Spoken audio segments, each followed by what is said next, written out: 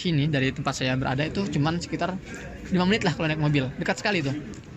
Itu dibombardir dan dalam satu waktu 50, bayangkan 50 warga sipil terbunuh.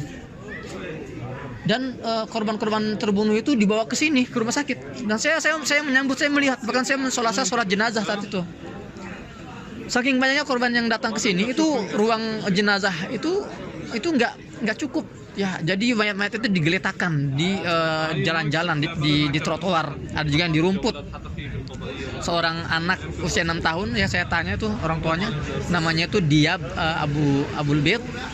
Ya, Diab Abul Bait itu terpaksa dikafani dan diletakkan di atas rumput karena ruang jenazah tidak mampu menampung jumlah korban yang datang sebegitu masifnya gitu ya. Nah, juga selain masjid, mereka juga mentarget tadi pasar, kemudian juga mereka mentarget bahkan perkantoran, juga mentarget sekolah-sekolah ya. Ini dunia bungkam gitu loh. Kalau bukan kita yang menyuarakan, siapa lagi teman-teman? Ini sudah saatnya kita semua buka suara lah. Kita nggak boleh diam. Kita nggak boleh diam di depan sebuah kejahatan, karena diamnya kita di depan sebuah kejahatan adalah sebuah kejahatan. Ya. Dan korban yang tadi saya sebutkan itu teman-teman, ya 560 korban tewas atau korban meninggal dari kalangan Gaza ini akan terus bertambah angkanya, melihat banyak korban-korban yang masih belum bisa dievakuasi dari reruntuhan rumah yang hancur.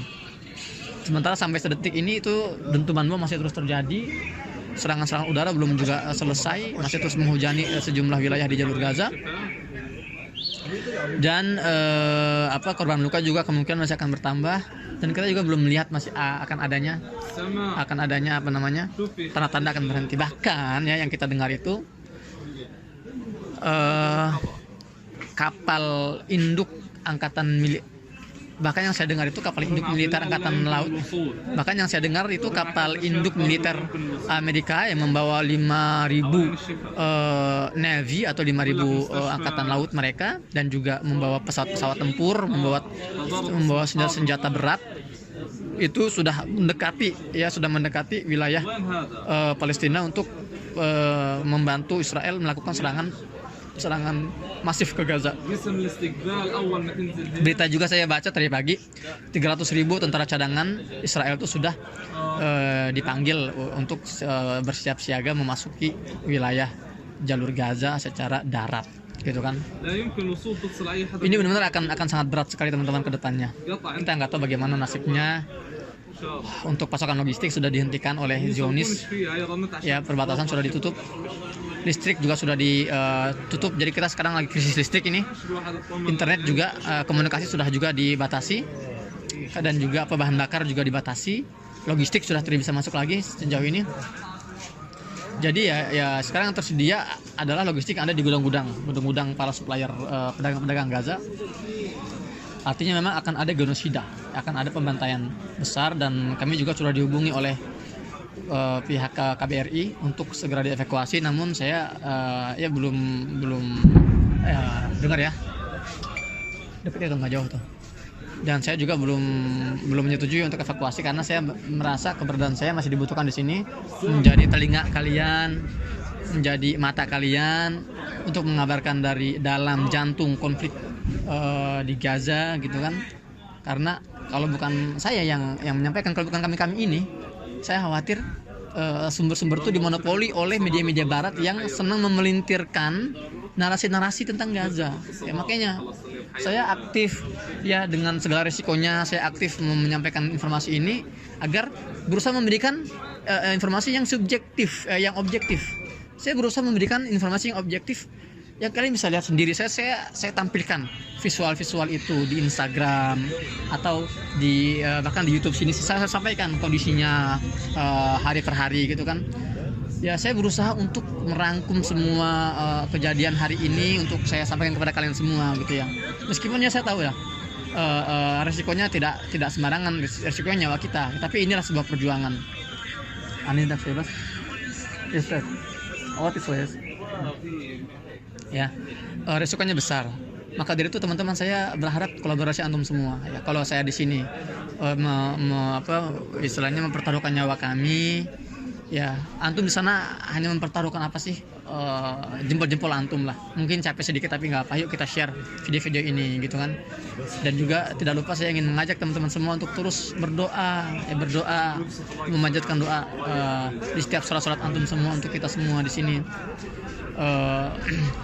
Doakan agar para pejuang-pejuang yang masuk ke wilayah perbatasan luar itu, ke wilayah Zionis itu, semoga Allah kuatkan, Allah berikan bantuan dari langit, dan semoga Allah berikan kesabaran ekstra gitu kan. Dan itu harus tahu teman-teman, para pejuang Gaza yang merangsak masuk ke wilayah Israel itu mereka sudah mempersiapkan diri nggak akan kembali gitu loh. Jadi mereka seperti kamikaze attack gitu ya.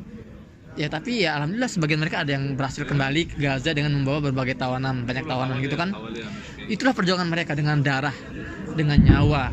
Ibu-ibu di Gaza juga mengorbankan anak-anaknya ya yang terkena bom, suaminya yang terbunuh. Pengorbanan antum nggak banyak teman-teman.